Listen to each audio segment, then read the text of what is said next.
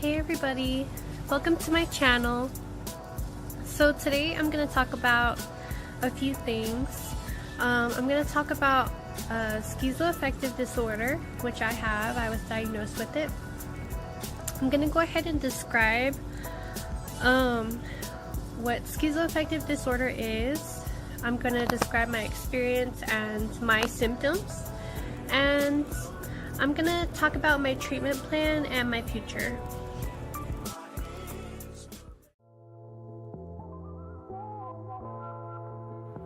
So to start out, schizoaffective disorder is a mix between schizophrenia and a mood disorder, which can be depression or bipolar or hypomania. Some say that schizoaffective disorder is less severe on the spectrum of schizophrenia, so it's not as bad, or it's more manageable. So schizophrenia includes some symptoms that it includes is paranoia, delusions, audio or visual hallucinations, and disordered thought. You don't have to have all of the symptoms to be diagnosed with it, and it is different for everybody that experiences it.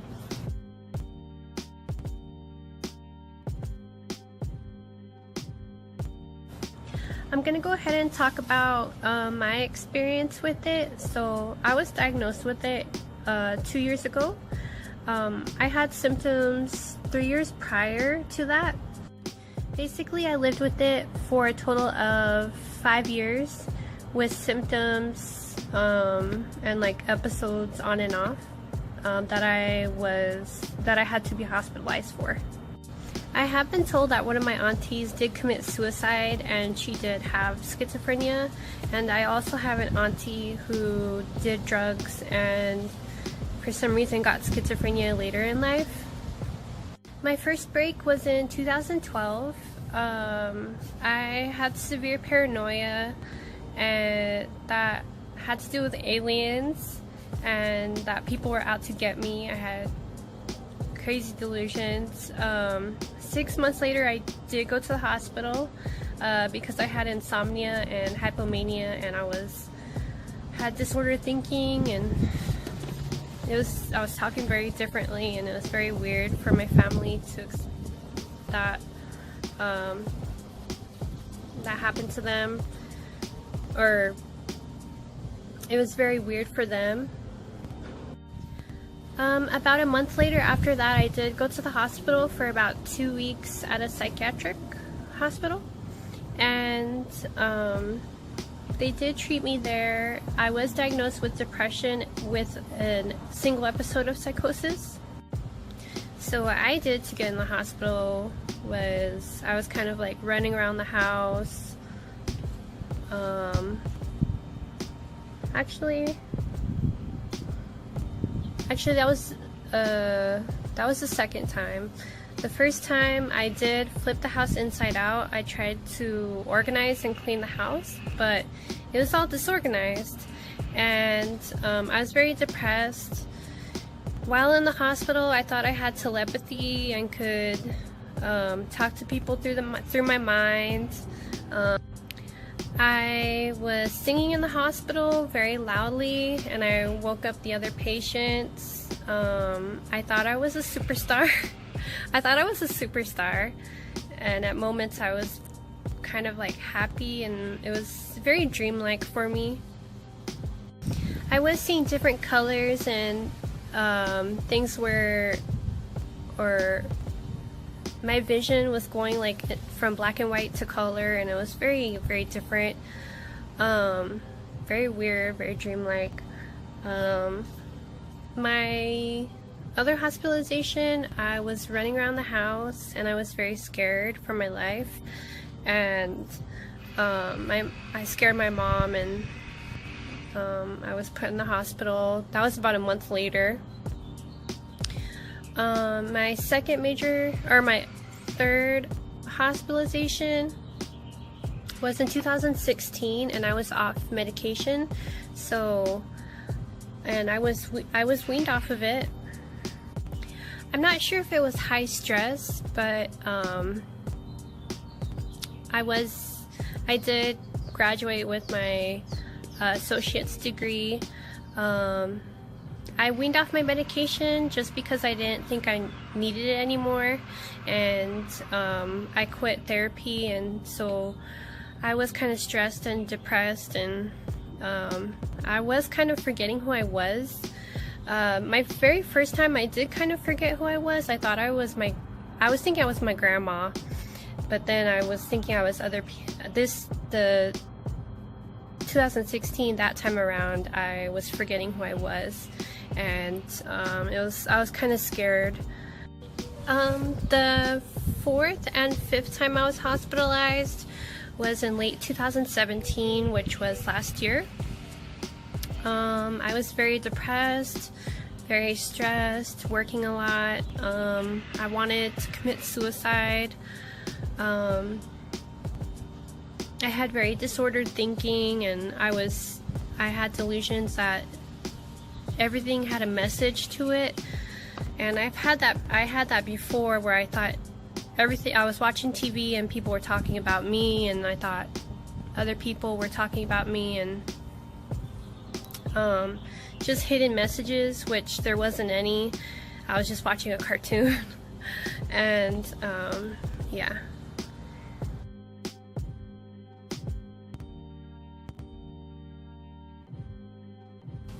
So my treatment plan is basically just medication and maintaining it and taking it every day. I'm on Visceral as needed for anxiety. I'm on Risperdal for psychosis, and I'm also on Zoloft for depression. And I'm not currently on therapy, going to therapy, but it is important, and I do want to do that in the future. And since the hospitalization, I have been doing pretty well. I'm currently not working at the moment, but I will be after this summer. Yay! And I do have good support from my husband.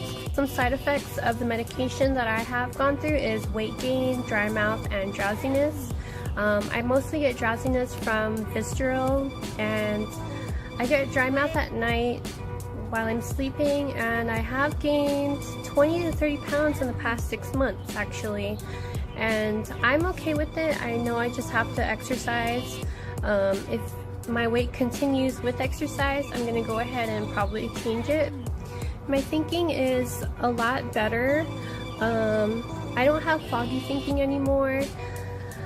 I don't have racing thoughts or disordered thinking, and it's been pretty positive. Positive results. I've had pretty much positive results from in the last 6-7 months.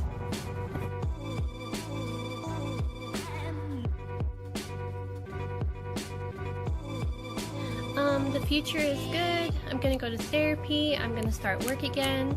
If I ever do need disability in my life, it is always a fallback for me. It's always there. I don't plan to go on disability, but you know, if I need it, if something goes wrong for some reason, I get really sick, I might go on it. I don't know why I have this. I asked my doctor, and it's kind of like, it's like hereditary, and it could have been my psychotic breaks. My breaks that I did have, or my episodes I did have, could have been just from stress. There's no real like answer for it, or there's no real reason for it. We don't really have that much information about it, but it has made me a stronger person. And if you want any more information, there's this book called Surviving Schizophrenia by E. Fuller Torrey, a family manual. And it talks about what it is,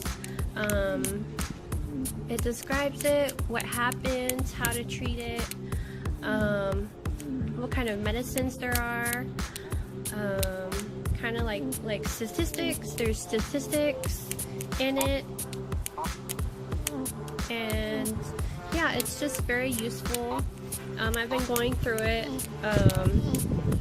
and I found it very useful. I got mine at Barnes & Noble, and it is $16.99, $21 in Canada.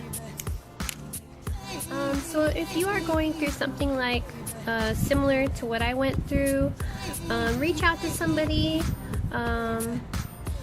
You know, go to a doctor or go to the hospital and, you know, get help. Just know that, you know, there is a light at the end of the tunnel. Tomorrow is a new day. I always say tomorrow is a better day. And you know, you can make it. You can make it through the struggles, and you may not see it now, but you know, just go to therapy, go to your doctor, communicate with your doctor, take your meds, and yeah, so you know, it is difficult, but it gets easier later on. So I just want to tell you that, and be strong.